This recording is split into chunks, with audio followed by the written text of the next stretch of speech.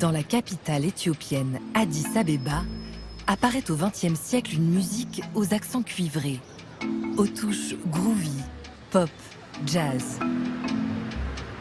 C'est le swing éthiopien. Né d'une rencontre entre la musique originelle du pays et des instruments occidentaux.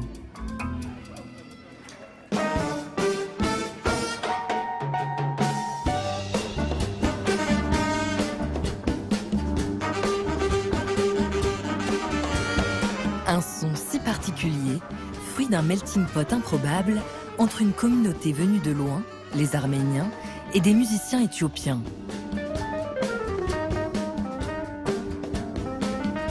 Depuis, ces irrésistibles mélodies ont fait le tour du monde.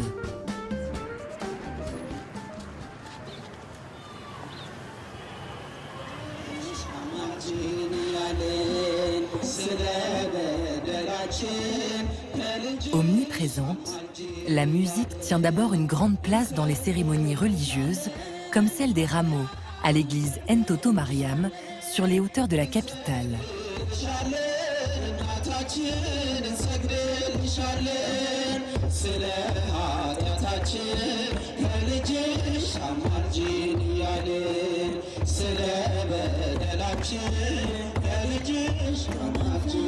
Ici, on dit que c'est le saint patron des musiciens, Saint Yared, qui aurait inventé la musique liturgique au VIe siècle.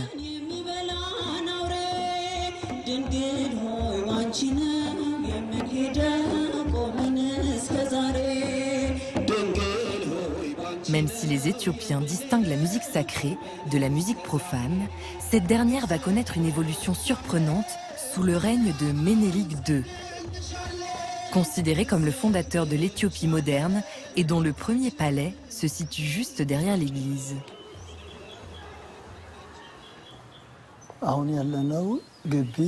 Nous nous trouvons dans l'enceinte du palais de l'empereur Ménélik II et de l'impératrice Teitu.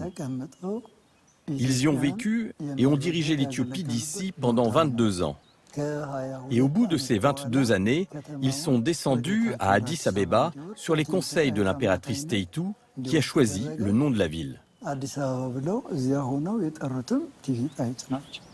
Son nom, Addis Abeba, signifie nouvelle fleur.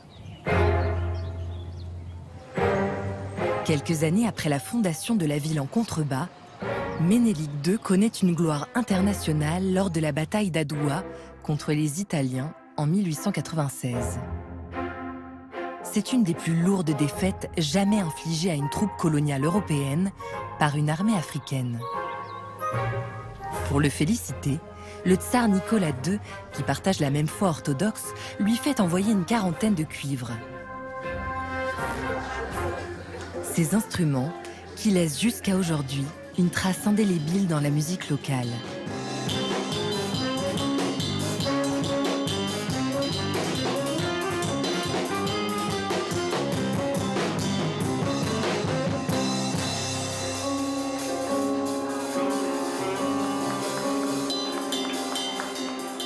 Après les instruments, ce sont des hommes qui vont marquer cette musique, les Arméniens. Vardkes, le diacre de l'église arménienne Saint-Georges d'Addis Abeba, appartient à une dynastie de musiciens qui a participé à la modernisation de la musique, les Nalbandians. La présence de cette communauté s'explique en grande partie par la religion. Du point de vue de l'Église, Éthiopiens et Arméniens appartiennent au même groupe, celui des Églises orthodoxes orientales. Nos dogmes sont vraiment similaires. Lorsque le futur empereur Haïlé Sélassié devient régent, il souhaite asseoir sa souveraineté à l'international. Alors, il passe par Jérusalem et visite ses frères orthodoxes. Là, on lui présente 40 adolescents arméniens. Kevork Nalbandian, le grand-oncle de Vardkes, a participé à cette aventure.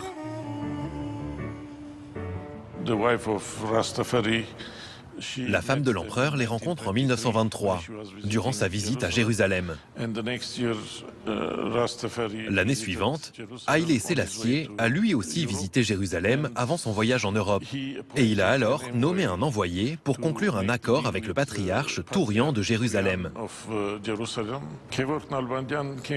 En septembre 1924, Kevork Nalbandian est donc venu en Éthiopie pour accompagner 40 gamins en tant que formateur musical et professeur de musique.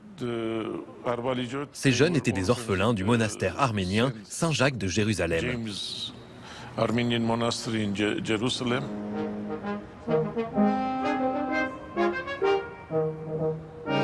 Ces adolescents forment alors le premier orchestre officiel d'Éthiopie. Tandis que Kevork Nalbandian compose le premier hymne national du pays, Nerses Nalbandian prend la suite en 1938. Musicien accompli, il reprend la chorale de l'église arménienne. Il enseigne et fait jouer des musiciens de toute la capitale. Tant et si bien qu'au début des années 50, il est nommé à la tête de l'orchestre de la ville d'Addis Abeba. Il écrit alors une nouvelle page de l'histoire de la musique éthiopienne.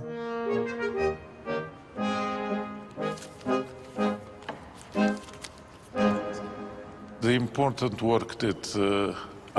travail important que les autres n'ont pas été capables de faire, avant Kevork et Nerses Nalbandian, c'était de permettre aux cuivres européens de jouer de la musique éthiopienne. C'est Kevork et Nerses qui ont réussi à faire ça. Aujourd'hui, beaucoup considèrent Nerses Nalbandian comme le père de la musique éthiopienne moderne. Mon père croyait en l'Éthiopie. Il était devenu éthiopien, et même encore aujourd'hui, quand on dit Nalbandian, beaucoup d'Éthiopiens s'exclament « Oh, Nerses Nalbandian !» Mais bien sûr. 5 années durant, entre 1936 et 1941, l'Italie fasciste occupe le pays. Après la libération de l'Éthiopie, l'empereur veut doter son pays d'orchestres dignes des plus grandes formations internationales.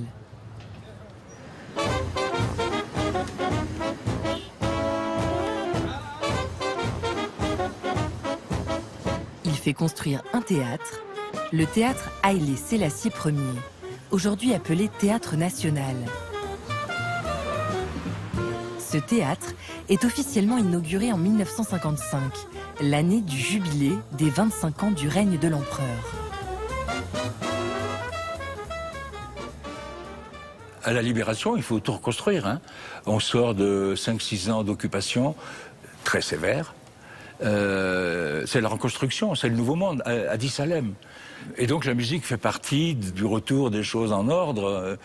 Et comme la musique a toujours été un art très populaire en Éthiopie, il faut y prêter attention. Et donc l'empereur a fait venir en Éthiopie des directeurs musicaux. Et ils venaient d'Europe principalement. L'un des principaux, c'était Franz Zellweger, un Autrichien, qui a eu la bonne idée de s'associer à Nerses Nalbandian. Alors bientôt, entre les vitraux ornés de la couronne impériale et les lions, emblème de l'empereur sculptés sur les bancs, on vient découvrir les rythmes naissants. Au départ, ce sont des marching bands, donc c'est pas très groovy, c'est les hymnes nationaux, mais il y avait des sections qu'ils appelaient jazz, ou ce que ça veut dire, c'est orchestre de musique légère, de variété, de musique de danse.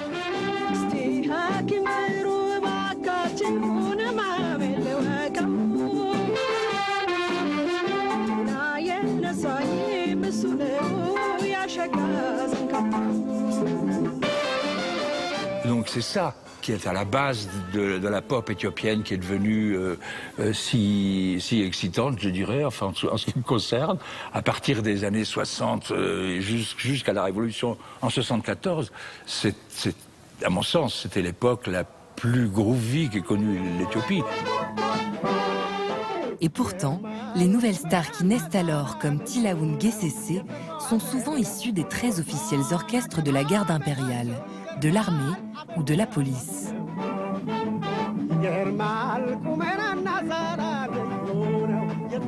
Bientôt, une véritable fièvre se répand à travers la ville. Partout, des concerts s'organisent dans les clubs et les hôtels. Le Ras Hotel, à 2 pas du Théâtre National, est un de ces hauts lieux de la nuit.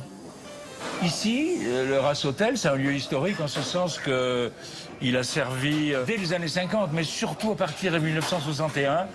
C'était un peu le rendez-vous, disons, de la bourgeoisie, de la haute, des gens bien habillés, les musiciens en tuxedo, en cravate, ne pape et tout ça, c'est chic, quoi. Mais il n'y avait pas que ça, il y avait des clubs pour tout le monde, quoi. On parle de swinging à 10, c'est une formule comparable à swinging London. C'est vous aviez tout cet effort de mode, d'inventivité, de la jeunesse. Mais l'année 1974 va être une déflagration dans l'histoire éthiopienne.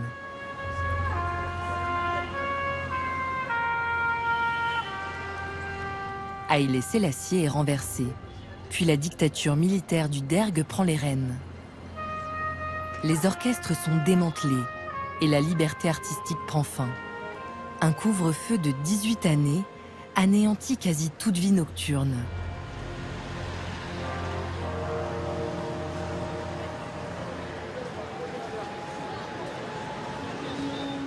C'est en faisant un détour par l'international que le groove éthiopien va renaître, lorsque le producteur français Francis Falsetto exhume les grands standards et commence à éditer la collection des Éthiopiques, puis quand le réalisateur Jim Jarmusch choisit un de ses albums comme bande originale dans son film Broken Flowers. Instantanément, la musique de son compositeur Mulatu Astatke connaît un succès mondial. Depuis, Mulatu a ouvert un club, l'African Jazz Village, pour continuer à faire vivre la musique éthiopienne. Ce pionnier du swing a puisé son inspiration dans un genre musical populaire bien ancré dans le pays, la tezeta.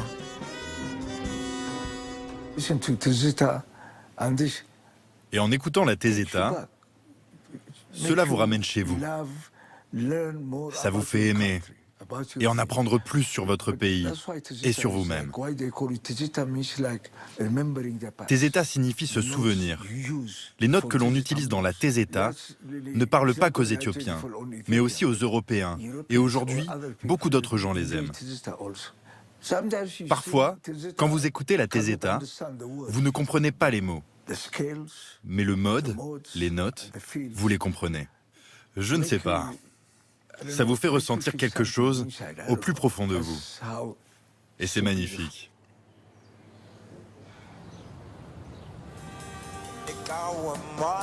Dans le quartier de Piazza, le théâtre Hagerfiker, un lieu de l'âge d'or du swing éthiopien, vient d'être rénové. Ce soir, pour sa réouverture, Girma Beyene, l'un des artistes les plus prolifiques de cette scène, assure le spectacle.